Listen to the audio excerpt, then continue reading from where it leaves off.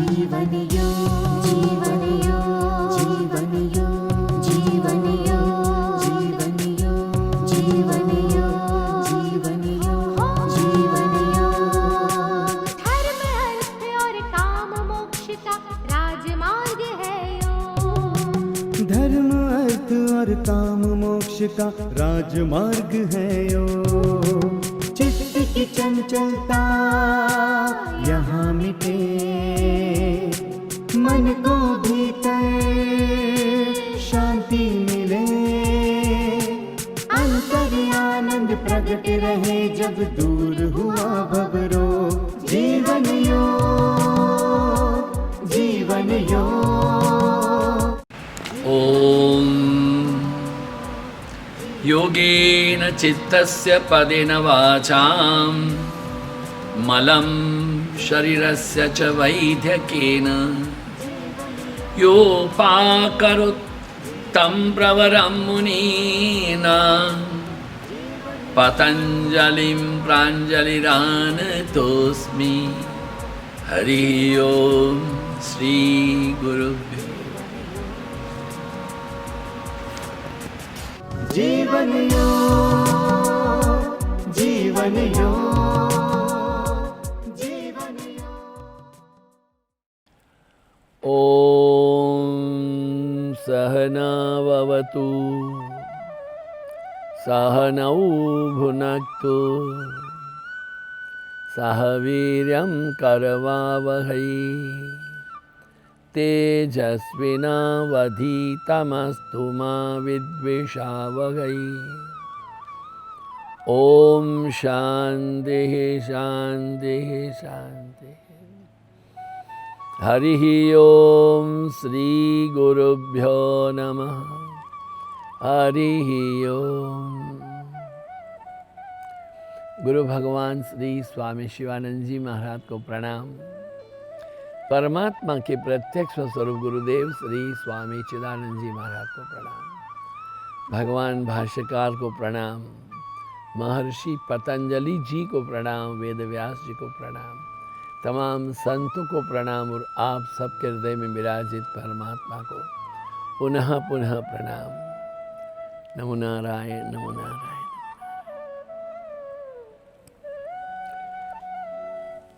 समाधिपाद के योग सूत्र 17वां सूत्र वितर्क विचार आनंद अस्मिता अनुगमा संप्रज्ञाय। और उसके बाद का 18वां जो सूत्र है असंप्रज्ञात समाधि। क्या कहा कि विराम प्रत्ययाभ्यास पूर्व संस्कार शेषोन्य। विराम प्रत्यय अभ्यास पूर्व संस्कार शेषः अन्य। असंप्रज्ञात समाधि में तमाम जो मानसिक क्रियाएं उनकी समाप्ति हो जाती है। मन का उछलना कूदना कुछ भी नहीं है, शांत है। मन केवल अप्रगट संस्कारों को धारण। अप्रगट संस्कार माने क्या है? जो हमारी वृत्तियां दिखती नहीं है किंतु अंदर तो है, उनको धारण करके रहता है। जैसे कि कल कहा था पतंजलि है वो सबसे बड़े वैज्ञानिक है। कैसे? हमारे भीतर के विश्व के, अंतर जगत के, उनकी पहुंच एक वैज्ञानिक मन की है। जैसे कि हम कहते हैं जहां ना पहुंचे रवि वहां पहुंचे कवि। तो ये कवि लोग हैं, वो आसमान के ऊपर भी तक घूमते रहते हैं, किंतु वो कवि बाहर की सृष्टि में रहता है। काफी कुछ लोगों के बारे में जब कहा जाता है, कहते हैं कि देखिए हिमालय को गहराई नहीं है, केवल ऊंचाई है। समुद्र को ऊंचाई नहीं है, केवल गहराई है। किंतु ये महानुभाव हिमालय की ऊंचाई के साथ में, समुद्र की गहराई के साथ में, देखो ऐसा क्यों कहना है? उनकी महानता को प्रदर्शित करना है। ये कवित्व है। हमारे महर्षि पतंजलि अकल्पनीय शक्ति क्षमता के धनी है, क्योंकि जो लोग अंतर्गत जगत में प्रवेश करते हैं वो केवल कवि के समान रहते हैं। जो बहिर्गत जगत में प्रवेश करते हैं तो वैज्ञानिक है, जैसे कलम ने कहा, स्थूल दृष्टि में रहे, स्थूल सृष्टि में रहे, स्थूल का अन्वेषण हो, तो वो तो वैज्ञानिक है। ये पतंजलि एक अद्भुत विशिष्ट क्षमता संपन्न हमारे गुरु महाराज स्वामी शिवानंद जी महाराज हैं। वो मेरे गुरु, उनके शिवानंद जी के चेले स्वामी चिदानंद जी महाराज के बारे में कहते थे कि बुद्ध क्या ज्ञान लेकर के ये और शंकराचार्य की मेधा लेकर के आया है। बुद्ध की करुणा और शंकराचार्य की मेधा के साथ में चिदानंद जी का आगमन हुआ है। तो ये यहाँ पर क्या है, करुणा तो भीतर है, वो हृदय का बात है, और ज्ञान जो है वो आपके मस्तिष्क का बात है। आत्मा त्वं गिरिजामति। केवल मस्तिष्क से काम करने वाले कभी ठोकर खा सकते हैं, केवल हृदय से भी काम नहीं चलेगा। आत्मा त्वं गिरिजामति ही। हे शिव, तुम आत्मा हो, गिरजा है वो मति है। We need both head and heart. हाँ, ये तो हृदय जो है वो हमारा हृदय, वो जो हरति ददाति याति नेति, ऐसा भाव कर सकते हैं। संस्कृत में ना हो तब भी क्यों, जो अशुद्ध रक्त लेता है, शुद्ध रक्त देता है, अपने पास कुछ भी नहीं रखता है, वो तो हृदय है। लोगों के दुख को अपने ऊपर ले लेता है, लोगों को सुख हमेशा देने के लिए शाश्वत है, और खुद सुख दुख से परे, वही तो संत है। वो तो हमारे पतंजलि हमसे यही चाहते हैं। कहते हैं अपने जीवन का आरंभ आप ही बनो और अंत भी आप ही बनो। कदाचित इतने हजारों वर्ष में महर्षि पतंजलि जी का जो दृष्टिकोण है, वैज्ञानिक दृष्टिकोण है, और आंतरिक जगत में जो उनकी निष्ठा है, प्रतिष्ठा है, वह एक अद्भुत रहस्य है। यहाँ देखिए, एक एक शब्द को समझने की कोशिश करना चाहिए, क्योंकि यहाँ जो शब्द हैं उससे थोड़ा विचलित नहीं होना चाहिए कि हम देखिए भाई, किसी भी स्थान में भोजन हो रहा है, आपको निमंत्रण है, आप बैठ गए, दाल चावल चटनी पापड़ खा लिए, तो ये ऐसे पातंजलि योग सूत्र नहीं है, गंभीर बात है। कहते हैं कि हमें अपने आप को भूल जाना है कि मैं देह हूँ। देखिए, वो कैसे करके भूल सकते हैं भाई? जब तक हम तर्क में रहेंगे, मैं देह क्यों नहीं हूँ, आँख से तो देखता हूँ, कान से सुनता हूँ, पाँव से चलता हूँ, मुंह से बोलता हूँ, हाथ से भोजन, तो मैं देह हूँ। जो अपने आप को तर्क करते रहेंगे तो हम उस परम तत्व की दहली पर प्रवेश करने के लिए योग्य नहीं हैं। कुछ लोग हैं जो बुद्धि विशेष हैं, तर्क शास्त्र पढ़े हुए हैं, तो वो हमेशा तर्क ही करते हैं, बिना तर्क के उनका जीवन नहीं है। वो किसी भी वस्तु विषय को ऐसे की वैसे क्या करना, क्या बताएं भाई? उनको कुछ भी कहो तो उसमें वो दो दोष निकालेंगे। वैसे दोष नहीं है, किंतु उनकी जो मति है वो तर्क करने की ही आदि है। There is no other way to go out. उनकी तालीम ही ऐसी हुई है। कोई अच्छे से अच्छी चीज़ तो कुछ भी टेढ़ा दिखाएंगे उसमें, वो अच्छा सोच ही नहीं सकते। इनकी सोच है वो कैसी है, वो पतंग की डोर में जैसे डोरियां घुस गई ना, इसलिए, और वो उसी दुनिया में रहते हैं। हाँ, इसी दुनिया में रहते हैं, तो फिर वो कुंवारे रह जाते हैं, शादी नहीं हो सकती, क्योंकि लड़की देखने के लिए उनको 1000 तरह के तर्क हैं। कहाँ सुखी हो गया आप? अपने मन की स्थिति के अनुकूल दूसरी व्यक्ति होना जरूरी नहीं है। Either she has to adjust और यू हैव टू एडजस्ट। आप तो एडजस्ट कर ही नहीं सकते हो, ऐसे स्वभाव को जानने वाला आपसे शादी करेगा कौन नारायण? तो क्या है कि हर शब्द को विश्लेषित करना। क्या हमने कल भी बात की थी? उस समाधि को महर्षि पतंजलि है 2 चरणों में विभाजित करते हैं। एक तो प्रथम सत्य है, वो तो बांटा नहीं जा सकता है। सत्य तो सत्य ही है। सच्चिदानंद रूपाय विश्वोत्पत्त्याय हेतवे तापत्रय विनाशाय श्री कृष्णाय वयम नुमः। श्रीमद् भागवत जी का आरंभ ऐसे होता है। सत चित आनंद। सत मने जो सत्य है। सत्य मने क्या? जो कल था, आज है, कल रहेगा। सूर्य कल था, आज है, कल रहेगा। ये शरीर कल था, आज है, कल का भरोसा नहीं है। इसलिए शरीर को सत्य कहना नहीं चाहिए। शरीर जो है वह भस्मीभूत हो जाएगा। कैसा?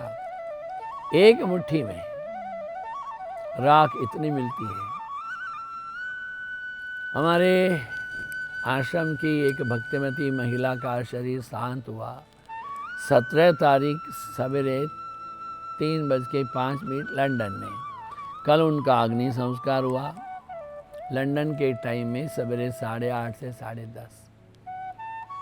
उनकी दोनों बेटियां स्मशान में रहीं। कहती हैं, स्वामी जी हमारी मम को हमने कितना प्यार से देखा, उसने हमको कितना प्यार से रखा। अभी देखिए स्वामी जी 2 घंटे में तो राख हो गया। ये 83 इयर्स का जीवन रही, वो राज रानी के जैसे रही। एक और हम कहते थे कि इंग्लैंड में रानी रहती हैं, और हम कहते थे हमारे यहाँ भी एक हमारी माँ है महारानी की जैसी। 2 घंटे में, ये तो रियलिटी है। You can't help. सबका हुआ है, हमारा भी होगा। तो इसलिए क्या कहा है कि सत्य को बांटा नहीं जा सकता है, वो अविभाज्य है। वस्तुतः उनके कोई चरण भी नहीं है। चरण माने उनके विभाजन के कोश। लेकिन मन को, साधक को सहायता देने के लिए वो 2 चरण में बांटा गया है। पहले चरण का नाम क्या बताया? संप्रज्ञात समाधि। और वह समाधि है जिसमें मन अपनी शुद्धता के साथ सुरक्षित रहता है। मन अपनी शुद्धता माने उसमें मल नहीं है, विक्षेप नहीं है, आवरण नहीं है। मल माने पुरानी गंदगी जमा नहीं है। विक्षेप जो बारंबार आकर के बीच में हमको दखल करती है, आवरण है हमारे, उनके बीच में एक भेद का पर्दा लगा दी नहीं है। तब वो मन जो क्या होता है वह शुद्धता में सुरक्षित रहता है। अभी जो जैन गुरु लोग होते हैं वो क्या कहते हैं? मन को गिराओ, मन को गिराओ कहते हैं। अब कैसे मन को गिराएं? अपने अस्तित्व को निर्विवाद अनास्तित्व कर दें। अभी कुछ क्षण के पहले हमारे आश्रम की एक कल्याणमयी माता हमसे पूछ रही थी, स्वामी जी आप ये जो कुछ कहते हो इसका मतलब क्या है? शरीर को भूल जाना? ना, शरीर को नहीं भूलना है। भूल गए तो याद भी आ सकती है। शरीर के अस्तित्व से परे हो जाना। देह होते हुए भी देह नहीं है, ऐसी स्थिति में जीवन यापन करना। देखिए हम आपसे पहले कह चुके हैं, हमारे गुरु महाराज हैं ब्रह्मलीन श्री स्वामी चिदानंद जी महाराज हैं, वो नवरात्रि में 9 दिन जल नहीं पीते थे। वैसे भी खाना उनका बहुत सूक्ष्म था। तो फिर बाद में शौच नहीं होने से जोर करने वो एनस बाहर आती थी। कितनी पीड़ा होती होगी, रक्त भी रहेगा। उन दिनों में कोई बड़े हॉस्पिटल नहीं थे, एक ही था, बंगाली हॉस्पिटल कहते थे, श्री रामकृष्ण आश्रम का हॉस्पिटल। वहाँ भर्ती किए, वहाँ नर्स लोग नहीं होती थी ना, उनके ब्रह्मचारी लोग हैं, महाराज के उस एनस को साफ करते थे। महाराज क्या बोलते थे, देखिए ब्रह्मचारी जी, आप ऐसे करते हैं तो पट्टी बनती है, ऐसे करते हैं तो छूटती है। एक जो कार्य है आपका वो आपको सत्य की ओर ले जाते हैं, और गति विरुद्ध हो गई तो असत्य के प्रति है। एक गति है दिव्यता के प्रति है, शुद्ध चैतन्य के प्रति है, ज्ञान के प्रति है, वो विकास के प्रति है, उन्नति के प्रति है, अभ्युदय के प्रति है। और दूसरी गति तो है, किंतु वो कैसी गति है, वो अज्ञान में है, अंधकार में है, दुख में है, यातना में है, क्लेश में। इस ऑल डिपेंड्स कि आपने अपना राह मार्ग कौन सा चुना है। ये देवयान है कि पितृयान है, परमात्मा के मार्ग पर जा रहे हो कि पितरों के मार्ग पर जा रहे हो, ये सोचना चाहिए। कहते हैं मन को गिरा देना है, तो वो कहते हैं कि ये असंभव है भाई, तो ना समझ की बात करते हो, मन कैसे गिरेगा। और ध्यान दें, जब तक शरीर है मन रहेगा, और मन रहेगा तब तक वृत्तियां भी रहेंगी, और वृत्तियां जब रहेंगी तो मन जो है वो अशुद्ध रहेगा और बोझ बन के रहेगा। अशुद्ध और बोझ, ये बोझ क्या होता है, ये चिपको आंदोलन वाले आदरणीय श्री सुंदरलाल बहुगुणा जी है, वो हमारे गुरुदेव का शिष्य रहे। गुरुदेव ने उनको बताया, he was a very frustrated person initially, क्योंकि उसको ये पेड़ वेड़ काटने का उनको ठेका नहीं मिला, तो बड़ा दुखी था, आश्रम आता था। बाद में वो जैसे वो वाल्मीकि है, हाँ पंजाब में ऐसा नहीं मानते कि वो लुटेरा था, पंजाब में तो मानते नहीं, वो भगवान ही थे, भगवान के ब्रह्मा के पुत्र ही थे। किंतु उनको पंजाब को छोड़ के सारी दुनिया तो जानती है कि वो लुटेरे थे, और बाद में वाल्मीकि बन गए, जब से ध्यान से, प्रभु नाम स्मरण से। तो ये जो ऐसी अवस्था है मन की, तो मन के अंदर में क्या करना है भाई, क्या मन को गिरा देना। अशुद्ध मन क्या होता है, बोझिल क्या होता है। तो वह सुंदरलाल बहुगुणा जी के साथ में हमने बहुत पहाड़ में गए, बहुत गढ़वाल के चप्पे चप्पे में गए। क्यों, ये प्रचार करने के लिए कि अगर आपके यहाँ किसको कोढ़ हो गया है, रक्त पीते, उनको जला, वो क्या करते हैं, पेड़ के साथ में बांधकर जला देते थे। मत जलाओ, एक रोग है वो अच्छा हो सकता है, ट्रीटमेंट हो सकती है। तो हम लोग उनको शिवानंद आश्रम ऋषिकेश के 3 लेप्रसी कॉलोनी को देखते हैं, ढालवाला को देखते हैं, लक्ष्मण झूला को देखते हैं, और दूसरा जो है वो वशिष्ठ गुफाएं देखते हैं। उन लोगों को भीख मांगना बंद करा के काम दिया, मकान बना दिए, बड़े प्रेम से रहते हैं। उसके लिए जब हम पहाड़ में घूमते थे, एक दिन हमने देखा एक छोटी सी बेटी थी, मान लीजिए कोई 10-12 साल की होगी, और पिट्ठू में पीछे, आजकल जो आप लोग जब है ना ये स्कूटर में जाते हो, पीछे अपना लैपटॉप लटका के रहते हो, ऐसे वो अपने छोटे बच्चे को लटका करके चल रही थी। पहाड़ से नीचे आना पड़ता है पानी के स्रोत को, सिर के ऊपर एक बड़ा घड़ा रखते हैं, हाथ में यहाँ रखते हैं, इसके ऊपर एक कटोरा भी रखते हैं। वो चढ़ रही थी ऊपर। हमारा संस्कार अपने आप का है। हमने कहा बेटे तुम्हारा एक घड़ा हमारे हाथ में दे दो, फिर इतना तुम्हें कम हो जाएगा, तुम ये बोझ उठा के तो चल रही हो ना। उसने क्या बोला, आपने अपना पिट्ठू उठाया है, उसका बोझ लगता है? नहीं, वो तो मेरा पिट्ठू है। क्या बोली, तो ये मेरा भाई है, उसका बोझ मुझे क्यों लगेगा। जब आप उस वस्तु विषय के साथ में एक रूप हो जाते हो, फिर आपको बोझ नहीं लगेगा। मन की वृत्तियां हैं, किंतु वृत्तियां सत भी हैं, असत भी हैं। हमको सत को पकड़ना है। सत का भी बोझ होता है। कैसे, वो आगे बात जो हमने कल कही थी, फिर भी आज भी कहेंगे कि उसको आप कहते हो अस्मिता। अहंकार के साथ की जो अस्मिता है वो शुद्ध अस्मिता नहीं, वो बोझ है आपका।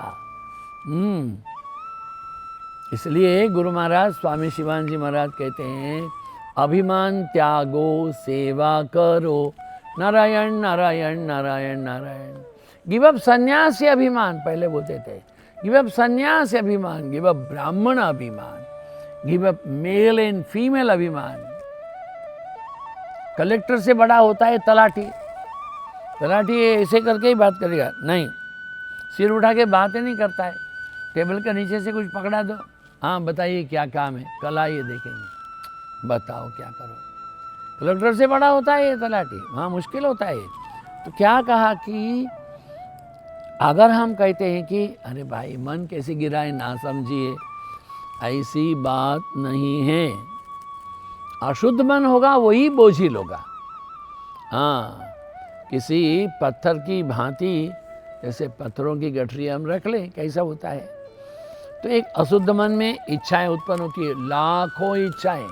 समुद्र में तरंग आते ही रहते, गिनती किए जाओ, हाँ बोलो, एक तरंग, दो तरंग, तीन तरंग। सारा समुद्र में ऐसे ही मन के ऊपर भी, अरे ये विचार कैसे हैं, चिड़िया के जैसे है। पेड़ के ऊपर चिड़िया आती ही रहती है, आती कितनी बार आती है नारायण, कब आती है, कभी भी आ सकती है। तो ऐसे ही मन में भी विचार आते ही रहते हैं। ध्यान दें, उसको कैसे बंद किया जाए। देखिए दो बातें हैं, दो शब्द हैं। पतंजलि कहते हैं कि जो चीज संपूर्ण होती है, संपूर्ण, फल पक गया अपने से गिर जाएगा, विचार अपरिपक्व होंगे, झूलते रहेंगे, विचार पक जाएंगे। अब बताइए क्या होगा, फिर मन शांत हो जाएगा। समुद्र में अंदर चले जाओ, 5, 7, 10 किलोमीटर, समुद्र शांत है, कोई लहर नहीं है, किंतु किनारे पर लहरें, छिछलापन है। हमारी अपनी ज्ञान की अवधि में भी जब हम छिछोले रहेंगे, उन्हें छिछोरे ज्ञान के कारण हम भी अप्स एंड डाउन में रहेंगे। किंतु जब ज्ञान की संपूर्ण उपलब्धि हो जाएगी, मैं रामकृष्ण आश्रम राजकोट का ब्रह्मचारी रहा 1.5 साल तक। वहाँ कैशियर थे पुण्य श्लोक सोनामुनि महाराज, महाराष्ट्र का शरीर था। अब मुझे बहुत सवेरे ब्रह्म मुहूर्त में उठने की आदत है, आसमान के तारों को देखना, चांद को देखना, फिर फूल तोड़ते थे, फिर फूलों की माला बनाते थे, गुलदस्ता करते थे, ठाकुर घर खुलेगा तो उनके लिए। तो मैंने देखा ये लाइट कर चल रही है और ये सोनामुनि महाराज कर रहे हैं, रामा रामा रामा रामा रामा, यो रामा रामा रामा रामा रामा रामा। मैंने बोला महाराज जी क्या बात है, आपको आज सवेरे इतना जल्दी? अरे क्या बताऊं, मैं रात में सोया नहीं। क्यों? 7 पैसे नहीं मिल रहे। 7 पैसे नहीं मिल रहे, मैं अपना कमरे से लाके दे देता हूँ आपको। अरे वो 7 पैसे नहीं, अकाउंट में मिलने चाहिए। उन दिनों में तो कंप्यूटर था नहीं, जोड़ जोड़ उनका छोड़िए महाराज जी, हाँ ये हिसाब है ना, इसमें ये कर दो। हरे रामा रामा रामा, एकदम गले लग गए। कोई एक विचार है वो अशुद्ध है, अयोग्य है, या तो सत्य होने पर असत्य भ्रांति होती है, और यह असत्य ही है तो वह बोझिल है, वो अपूर्ण है। किसी ने एक चित्र बनाया, जो चित्र है जब तक पूरा नहीं होता है वो दिमाग से नहीं निकलेगा। जयदेव कविता लिखते थे, 3 पद लिख दिया, चौथा नहीं आ रहा है, छोड़ करके समुद्र तल में नहाने के लिए चले गए। भगवान ने आकर के पूरा किया। जब तक मन की वृत्ति है, वो वृत्ति संपूर्णता की प्रति ही जाने वाली वृत्ति है। मन पूर्णतावादी है, इसलिए जो कुछ भी अपूर्ण रहता है मन पर तनाव हो जाता है। बातें बहुत सीधी हैं किंतु होता नहीं है। महर्षि पतंजलि कहते हैं कि आप अपने विचारधारा को गिरा नहीं सकते हो। मन क्यों सोचता है? क्योंकि इतना ये सरल नहीं है। और प्रथम क्या कहा? वह केवल नाम मात्र समाधि है, जिसको संप्रज्ञात समाधि कहा है। वो शुद्ध और सूक्ष्म हुए मन से संपन्न समाधि है, वह संप्रज्ञात समाधि है। दूसरी समाधि के बारे में कल बात करेंगे। ओम पूर्णमदः पूर्णमिदं पूर्णात् पूर्णमुदच्यते पूर्णस्य पूर्णमादाय पूर्णमेवावशिष्यते। ओम शांति शांति। हरि ओम श्री गुरुभ्यो। आपकी सबकी उपस्थिति के लिए धन्यवाद। आपके सबके समयदान के लिए धन्यवाद। आप सबके हृदय में विराजित परमात्मा को प्रणाम। नमो नारायण, नमो नारायण।